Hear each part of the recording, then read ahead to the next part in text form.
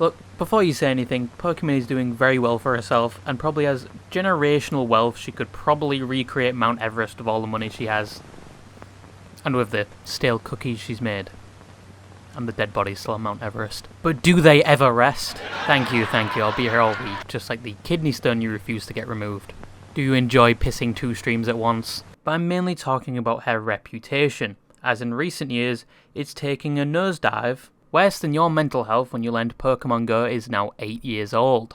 But it's been a while since I spoke about anyone on this channel. About a month. Yeah, that's too long. My opinion needs to be ejaculated onto the internet. But I mainly just wanted to talk about how her reputation has somewhat faltered over the years. From Twitch's little sweetheart to the popular girl that supposedly talks shit about her friends and spits on the poor kids. Look, I have no ill will for this woman. Although I have made some videos on her in the past, when I was just getting started with commentary, and I have picked up some experience and my own opinion along the way. What the fuck is this piece of shit? I do still mispronounce words and smack my desk harder than any alcoholic husband does to their wife. But we don't talk about that, and we don't talk about the aforementioned improvements when my last video on her was almost 2 months ago. Just shut up. Turn off your brain, you know that thing that blue screened 5 years ago, and still hasn't booted up. COVID probably fucked it up even more.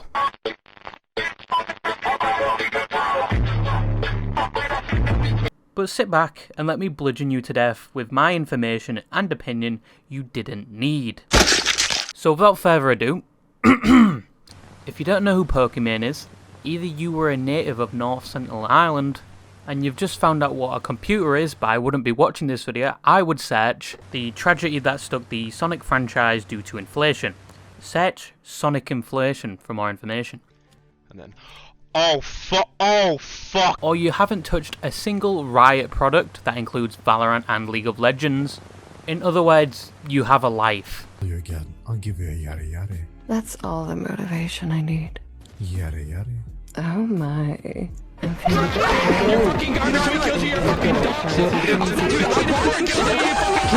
But if you generally don't know who Pokimane is, she's kind of like Ariana Grande, except for the recent controversy. But anyway, Pokimane is an influencer and Twitch streamer that started all the way back in 2013. If some of you were in diapers at that time or not even atomized into a sperm cell yet, please leave. I know I'm old. But she started in 2013 playing League of Legends. Just mentioning that game makes me want to vomit in my mouth. League of Legends, the game where it's okay to ignore a family member that is bleeding out from a stab wound from a home intruder because you're in a comp game and your bot lane and your little support pocket pussy needs you. Now at that time she had no controversy, nobody knew who she really was, but her first mistake was a clip that would haunt her for 10 years onwards, and that was her saying the N-word. Nate, you ain't funny. That's not true. Maybe you're just boring as fuck. Now, she is Moroccan, and I generally don't know if that gives her the background to say the slur, especially without criticism, but she wasn't banned. The only downside of her saying the N-word was that people would bring it up constantly within the future. Never racist. I have no prior history of any racist behavior. But around the 2013 to 2016 period, that was the extent of her controversy. But onwards from then, it would get much, much worse. But right now, her stream and brand grew and grew just from playing League of Legends and occasionally other games. Her first real controversy was in October of 2018, which you couldn't really say was a controversy. It was more of a wholesome action that turned extremely wrong. Kind of like saving a penguin, when in reality these fuckers commit child abduction, cannibalism, bullying, necrophilia, and the word for doing an action without consent. I don't know if I can say that word. But anyway, she in an attempt to show younger females out there it's okay to be comfortable in your own skin and to look natural, would go on stream without any makeup, which led to the creation and circulation of this image, which isn't that bad, it's just a stark contrast to what she normally looks like and probably terrible lighting. So some of her fans and people who generally don't like her shat themselves, saying she's catfishing and lying to the people that think she's Cleopatra's second coming. Now, her reaction was actually very mature, something that couldn't be said for her later controversy. But basically she ended up saying she loves herself and knows who her friends are, and that she discourages people hating on other people for such shallow reasons. And then she ended up doing a YouTube video showing off the zero makeup and with good lighting this time. and it was perceived very well. All in all, she dealt with that controversy very well. That would not persist through any future controversy. But still to this day, when people are hating on Pokimane, they bring up this picture of her, which just must be a kick in the balls every time that's brought up. It's got to be on the same lines as your mother showing pictures of you like 10 years ago. Probably when you had a bowl cut and buck teeth, but we don't talk about it. The next controversy was one of the major ones and the main reason people hate Pokimane, and probably one of the times her so-called mask, as people call it, slipped. Now people hate the abuse of animals, humans, and most sentient things, but what comes next in that hierarchy? What do all humans hate next in line? That's right, copyright abuse. It is a cardinal sin, to say the least, on YouTube, and if you are a YouTuber that abuses it, and are outed for it, just like a witch trial, you will be burnt at the stake. Especially if it's censorship and you're trying to hide stories about you. Now, how can copyright be abused on YouTube? Here's a quick rundown. I myself can go to my copyright section, see these complete brainlets that have used 100% of my content, and choose to take them down, but I won't because nobody's really looked at these videos, and this is old content from me, probably has a watermark on it anyway. I think I've been on YouTube that long that I don't even remember making these videos. Like, what the fuck is that? However, there is another way this can happen. A third-party company using my brand can reach out and get these videos removed in my name, making all the legal shit a whole lot easier for me. Essentially, I just had my toy stolen, shit myself, and told the teacher to execute the child. Even when they don't use a significant amount of my video, I can still legally claim them, as long as they haven't added anything to the video or made a major impact on it. Because then it's classed as transformative works and comes under the fair use law. So basically then I can't touch it because they've transformed my work, so to say. But even if it is transformative work, companies have been abusing this for years. Well, you probably use a millisecond of content and they'll claim it, take all the revenue, even though that was a small section of the video, and you really can't do anything about it because even if you appeal it, it'll go directly to them, meaning they can tell you to go suck a phallic big cock. I ain't reading all that. Because YouTube does not have a middleman, all the disputes go directly to the person that has claimed your material. So majority of the time, companies will just tell you to go fuck yourself and still claim the revenue. Sometimes worse, leave a strike on your channel. But they can also get your video taken down or blocked in certain parts of the world. YouTube has been like this for a while, and in my case, I've been very lucky. And this affects a majority of YouTubers, but it's not unheard of for other content creators to take down other content creators' videos because they said something about them. And this is where we get onto the Pokimane controversy. In the same year as the last controversy, yes, 2018 was not a good year for Pokimane, but it was a great year for me. I was playing Overwatch, I was having the time of my life. Hello everyone, it's the infamous Sniper Smurf 29, also known as Captain Fuck 'em Right in the Pussy. During each match, I shed the outer layer of my robotic dick skin and leave the excess fat in the enemy team's rectal cavity. But Pokimane would have another argument with another content creator called Keemstar. This was all over Twitter, so there were poorly compressed videos just being spammed at each other. I'm over here stroking my dick, I got lotion on my dick. And probably a million Twitter users watching on the sidelines, which, if you grouped them all up, you'd probably have your own radiation field of unwashed bodies and cheesy foreskin. But I don't know why Pokimane and Keemstar would argue, they have so much in common.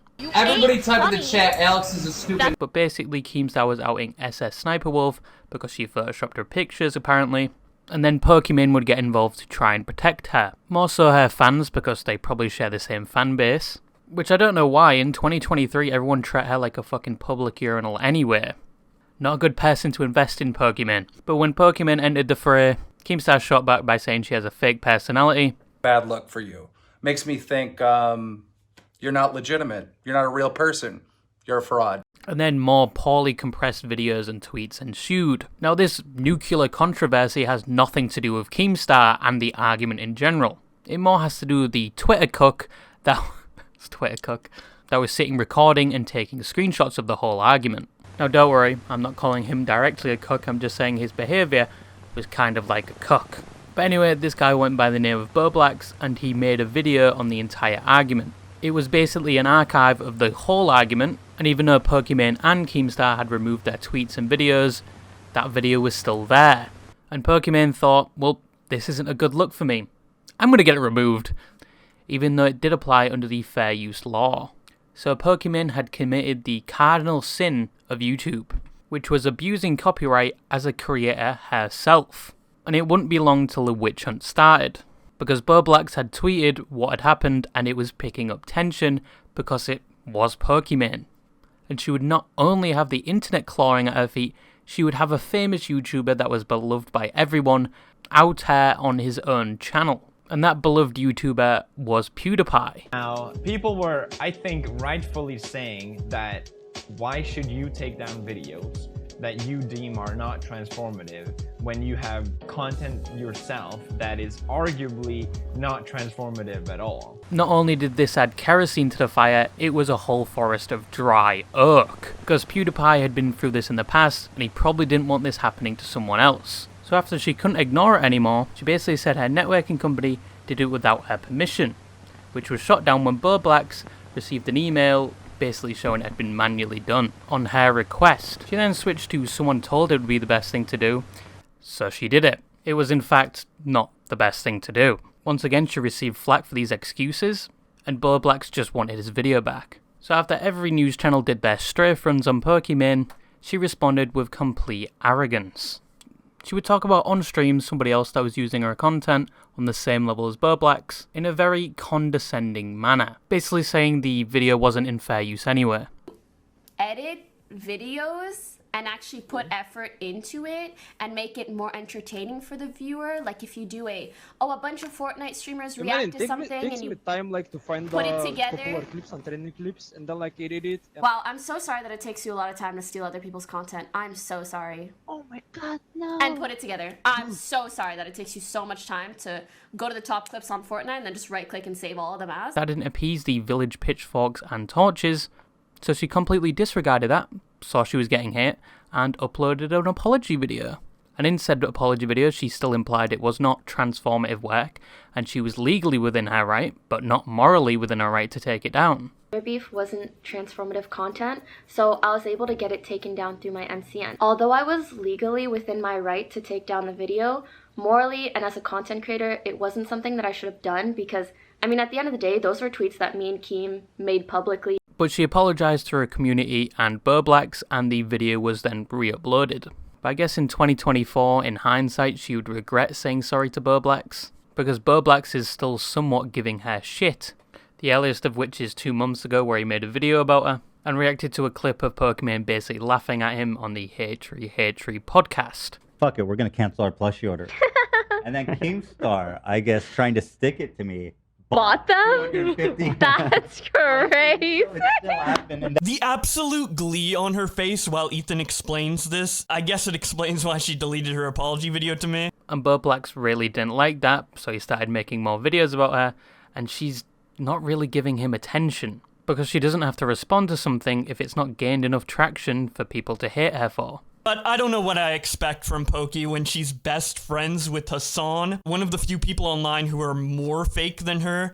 This isn't real! There's no way this video is real! What? Reacting to death! Hassan reacts! Whoa, Pog face, dude! There's a burning building! Pog! This doesn't make any sense, dude! I need to get this fucking ridiculous! Dude, there's no way! This isn't real! But in my opinion, Bowblax really sounds like XQC in that video. And he just really doesn't like Hassan apparently. So basically, Pokimane takes down a video that she doesn't want people seeing, blames it on her network, then blames it on somebody else that told her to do it, and then admits that she did it. But she said sorry to Bowblax, right? That makes it all okay, right? But how did the internet react to this apology? Well, if you look at the top comment, I think you get your answer. And as usual, after that, the internet gets distracted again. Oh, what? Somebody yeeted their cat? Time to hate on them. But it's important to note, not everyone forgot that she did this. Each controversy she goes through, she employs these same tactics. And those tactics are the stereotypical YouTube apology. And I'm going to teach the 4 steps to you. So sit down, shut the fuck up, and learn. Step 1 is we make a big fucky wookie. Get the entire internet to hate us, and it's completely our fault. Somewhat double down and preach you're in the right. Slowly realise no one is taking your side and the entire internet is against you. Apologise to your community and the people you affected. Throw in there a few times that you've learnt from this and will never make that mistake again. Then make that mistake 4 months later, with no lesson learned, and then you just repeat the cycle again. Because apparently most YouTubers learn from their mistakes from a school for kids with dementia. But most content creators usually don't make more than one mistake like Pokimane did here. At least not on this level, and they only have to repeat the cycle 1 or 2 times. Pokimane's gone through a cycle a few times, some of which in the same year. But you're going to be seeing this cycle a lot throughout the video, so write it down, study it, know it verbatim. But this controversy, you can really see how Pokimane enforces censorship and how she reacts to criticism, but also how her reputation started to crack and crumble, and how her responses to criticism in the future get slowly and slowly worse. But she learned, right? She learned. No, you little naive bellsprout. In fact, she repeated the same mistake not even a year later. And the person in her unfortunate crosshair is It's a Gundam, where she geared up her audience, probably in the nearest gimp suit, to attack him, because he had made a video critiquing her audience, basically saying they had a die-hard nature for Pokimane, and most of them were spending life savings to donate to her, where some had the possibility of going broke or not even paying rent, with the illusion that Pokimane cares for them, and she hides her relationship status to give the illusion that she's single. I'm kind of short on savings, but I'll definitely get 500 to drop this week, laughing my ass off.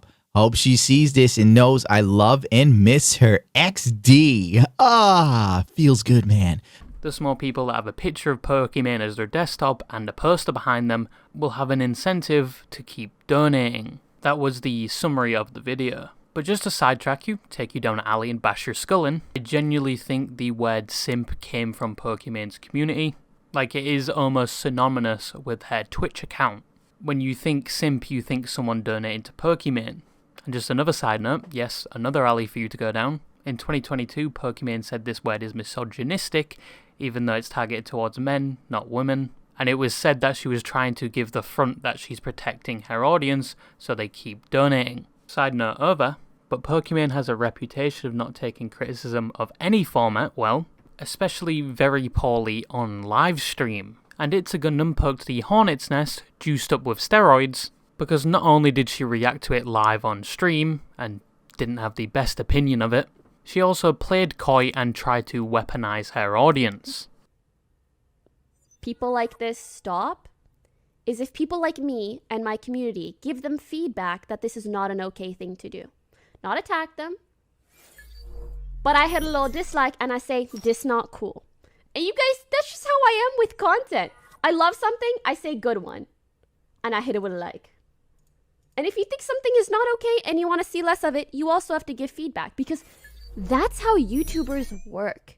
Now, if you take out all the cushioning she's doing here, to make it look like she's not trying to target someone with a nuclear warhead, that is her audience, you get the translated version of what she's actually trying to say. Go to this person's video, dislike it, and maybe leave a comment saying they should change up their content because I do not like it. And you think it wouldn't have much of an impact on It's a Gundam because it's just one video, right? It had a very big effect on It's a Gundam. I didn't walk away from this unscathed. I had a sponsorship kind of lined up with like a big video game company. Let's just say they're big enough that E3, they had their own press conference and special presentations. Yeah, that kind of went. So I hope you're happy, folks. This led It's a Gundam to lose a sponsorship that was on the same level, or almost the same level, as Nintendo. So I want you to imagine a game publisher as big as Nintendo just flops their cock on your desk and says, you want to work with us? Only for them to start buttoning their jeans and telling you to fuck off. Because of a video you made about another creator. And not only did he lose this sponsorship, he probably lost a bunch of others that would have contacted him. Because of the negative PR with Pokimane and the fact she said she would not work with sponsors sponsoring his content. But to play devil's advocate, he wasn't entirely in the right. He did make a video basically shitting on all her fans and her, but he did not deserve for Pokimane to go after his sponsors and send a hate train to his video because somebody gave her and her community a bit of criticism. So how would the internet react even though this is in the same time frame as the last controversy? Well, I hope you didn't forget your pitchforks and torches from the last one, because it was significantly worse than the last one. Combined with the fact that she just got out of another controversy and she's just put herself into another one after saying she's learned her lesson and not to fuck with content creators, yet she's done the same thing again. People didn't let up and did not hold back. So we get the second step of the YouTube apology cycle, which is to completely double down and say you are in the right, which she did over Twitter, basically saying she's done nothing wrong and did not send her audience to target anyone, with a little cherry on top saying, have you ever realised all the pain I've been through? Which, yeah, Pokimane receives a lot of flack on the daily, including this video. But creators do receive a lot of criticism. XQC, for example, probably has like 20,000 videos about him sniffing cocaine and being on gambling websites. But it's more important how you deal with that criticism and choose to either respond or just ignore it like the bigger person. And if you do respond, take it with a level-headed approach. Do not send your audience to attack the person. Probably don't watch it on stream knowing it's going to be a negative video about you and you still get upset about it. But setting her audience on a smaller creator is basically like sending 2 bulldogs for a fucking summer ant. Your life literally is as valuable as a summer ant. But now we get onto stage 3 of the YouTube apology cycle, where we realise the entire internet is against us and we need to apologise. Well, Pokimane said, well, we'll put a pin in that, and she went on a break, supposedly due to the COVID pandemic, and she hadn't taken a break in 6 years. Do with that information what you will, I will not make any assumptions whatsoever from that. But we get to step 4 where we apologise to the creator and our community. Even though we crucified them, took all their money, and probably stuck a butt plug so far up their asshole they can feel it in their fucking esophagus, all that matters is that people know we apologised. Even though we probably had a severe impact on their channel and their mental health, we apologised, and we're okay now, right? But I don't know what's with Pokimane's apologies, because even though she says it's water under the bridge and they're friends now, they eventually make videos on her anyway, and it looks like the apology didn't solidify whatsoever. But she did apologise to It's a Gundam and say she would learn from this. Just a bit of foreshadowing, I don't think she's going to learn from this. So the next controversy is the messiest of all controversies she's been in. I'm talking dog shit that is liquid diarrhea on the carpet, and the dog rolled around in it and then proceeded to empty its full bladder. This one is so messy it's hard to piece together what actually happened because you have multiple parties involved and actual crimes. So I'm just going to explain the main bullet points. I'm not overlooking these actions and I'm not overlooking what happened. It was seriously fucked up what happened. But this was back in 2020 and involved somebody called Fedmeister, who was a part of Offline TV, which is a content creator group which Pokimane was a part of. He originally started in the group as a cameraman, but because of his personality traits and how entertaining he was upgraded to talent. From the content that is produced between Fedmeister and Pokimane, the fans start shipping these two together. He and Pokimane then supposedly start fooling around, and Fed supposedly tells people, informally, in a nonchalant way, basically saying, oh, there's something between us, to other males, which Pokimane apparently had an interest in. Sorry simps that are soaking in their own filth in their basement right now. Pokimane still says that her and Fed are not together, despite sexual advances being shown in text messages. The next part is very disturbing, because Fed then makes unwanted sexual advances towards 2 members of Offline TV, both times being intoxicated and both times in their own bedrooms. These people were Lily Pichu, who was a content creator, and Yvonne, who was a manager / content organizer, later turned influencer. With both of his advances denied, he confides in Pokimane basically talking shit about Yvonne. Pokimane agrees with what he's saying, and these two basically have a whole episode of Mean Girls with how much shit they were talking. This involved saying Yvonne was lazy and that she should be removed from the group. Fast forward, and both victims come out with a statement saying what Fed had done to them. Fed is kicked out of Offline TV, and his streaming and content creator career is basically over. However, for some reason, Pokimane gets involved and gives her perspective on Fed and what happened, saying how she knew something was up because people were getting distant with each other in the group, and how Fed was constantly telling people they were dating, and that she had to pull him aside and tell him that they were only friends. Once again, my opinion is she did not need to go public with this information, or get involved whatsoever, because the real victims' voices needed to be heard the loudest. But Fedmeister sees this video, and sees that Pokimane is completely manipulating things, and channels his inner Shakespeare and creates a 20-page document about his side of things, which was apparently never meant to see the light of day, but one of his friends betrayed him and published it. This included how sorry he was for the things he did, and evidence showing that him and Pokimane did in fact have somewhat of a relationship. This included sexual DMs between the two and the messages said about Yvonne. So Pokimane had been exposed for supposedly lying and talking shit about one of the victims. So how does she respond to this? Well, basically she goes on stream and says, "Nuh-uh, I ain't reading all of that." But she basically says that she only said that about Yvonne because she was avoiding Fedmeister, therefore her work was not up to par because she was avoiding him 24/7. And she later produces her own document saying she did not know Fed did this to Yvonne, hence why she said that stuff about Yvonne. And documentation back and forth between Fed and Pokimane ensues, and the result is nobody really knows for certain where these two really a thing. Just a bunch of shitty back and forth screenshots that are mostly out of context. But a lot of other evidence, like these two would have sleepovers, and some of said texts, still making it confusing to see who was telling the truth and who was lying. But the forefront of the attention was entirely on Pokimane and barely on the victims. She did not have to make a public video about her experience with Fed, when I don't even think she knew what her relationship with him was. But then again, she probably didn't know this would turn into a back and forth. And once again, to this day, people do not know who was in the right and wrong when it came to the relationship situation. But it was safe to say that Fed was a disgusting creep. And there were much more terrible things he did which I did not touch on. But on the next controversy, it also wasn't entirely Pokimane's fault. In 2021, she would accidentally flash a penis on screen, which obviously made all 10,000 people watching insecure. But also that Twitch would have to bring the ban hammer down on her. But just like your father coming to one of your elementary performances, it never happened. She just received a vocal warning about this. And this sparked outrage in the Twitch community, because not too long ago a streamer called XQC got banned for watching a YouTube video with a frame of a penis, which nobody noticed, but apparently Twitch staff did. Which means the Twitch staff must be the next speedrunners or the next Clint Stevens with how pixel perfect they got the frame.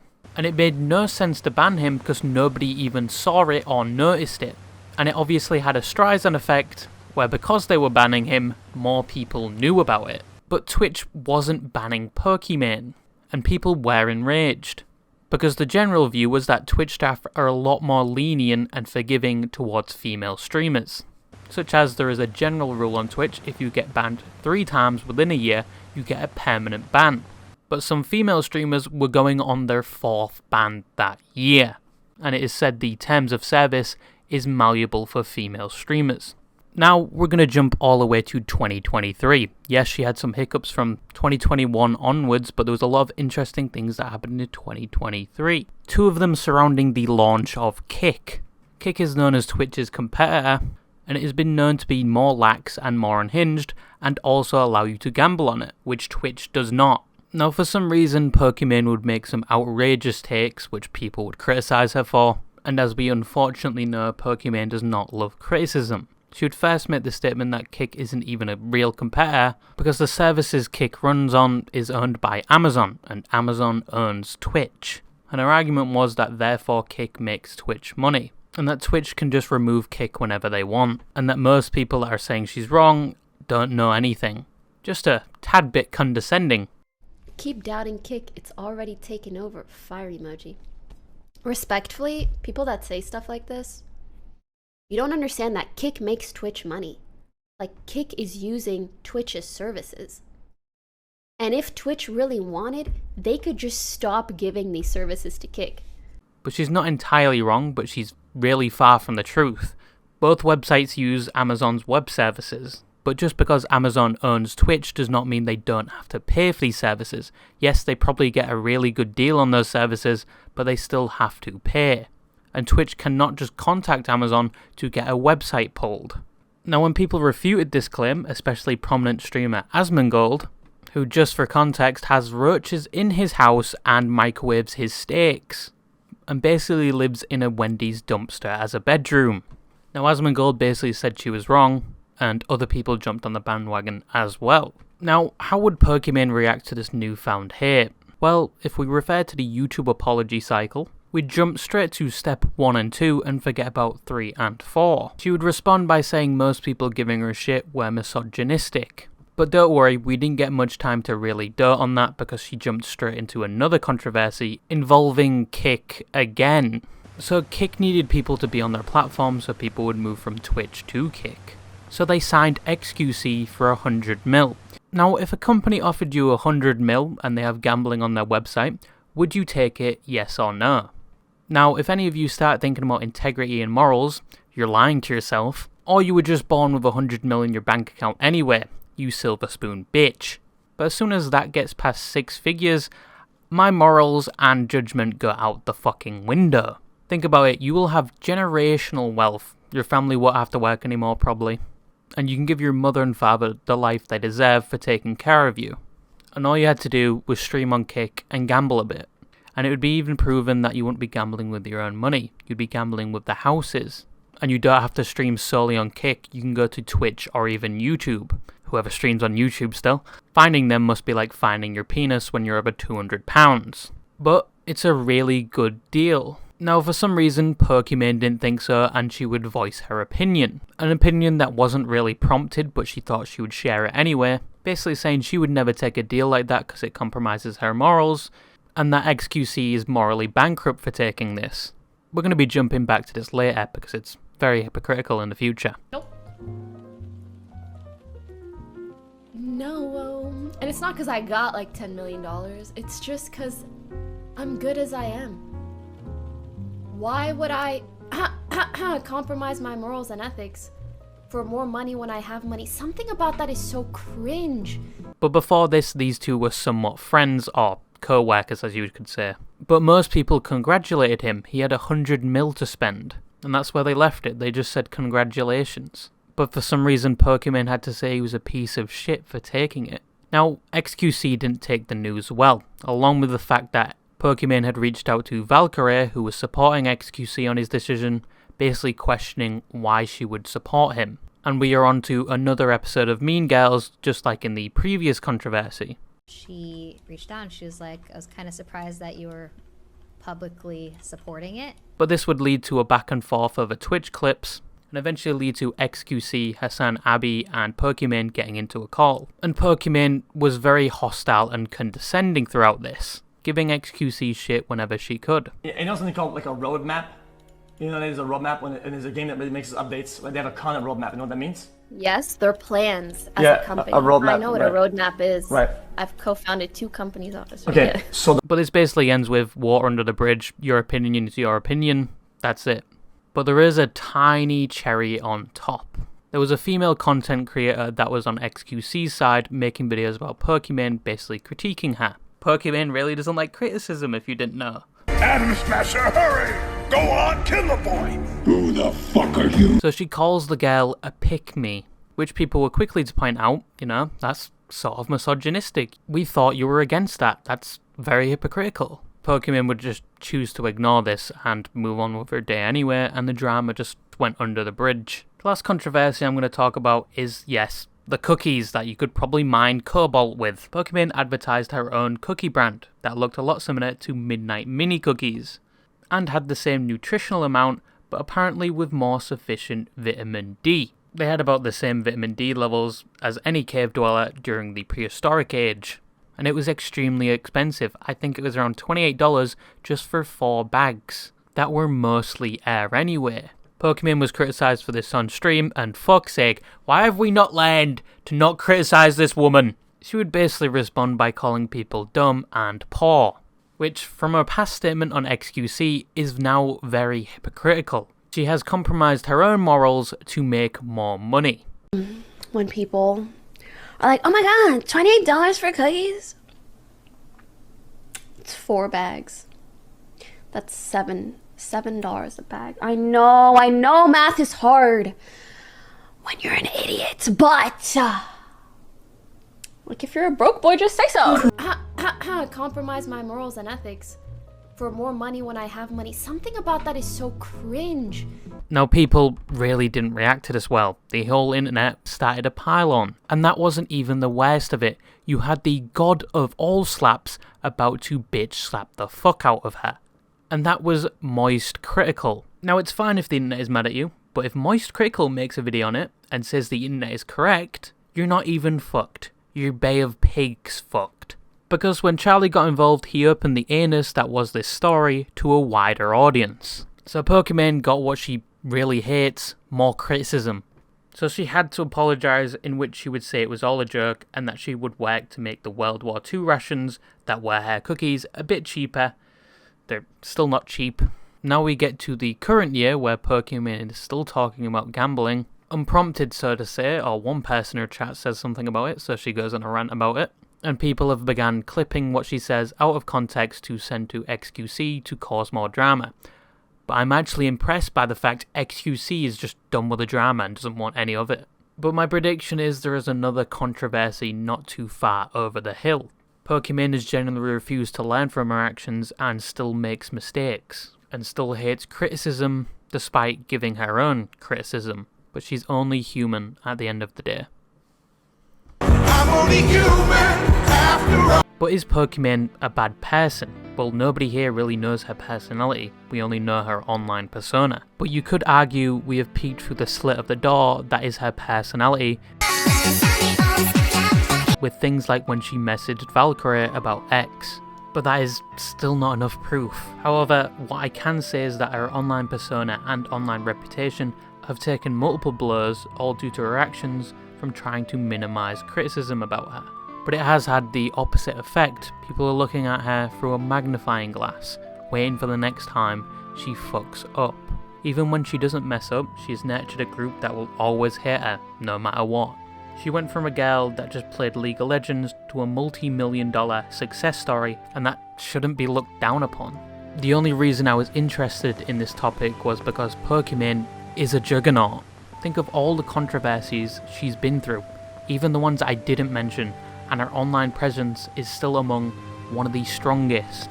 And people still turn up to watch her content despite all of this. Some people go through what she's went through and never come back from it. They lose their fan base, they lose everything. But she's still standing after having 10 times of that thrown at her. And yes, her mental health and reputation probably did get affected, but she's still standing. That's why she's a juggernaut. But if you ask me if Pokimane is a terrible person, I only have one answer. I guess we'll never know. Now for the section of the video where I audibly scream to try and make the buttons on YouTube light up. Like! Subscribe! Did they light up? I'm trying to make this like Nagasaki up in here. Or I just broke your eardrums for no reason. Anyway, bye-bye.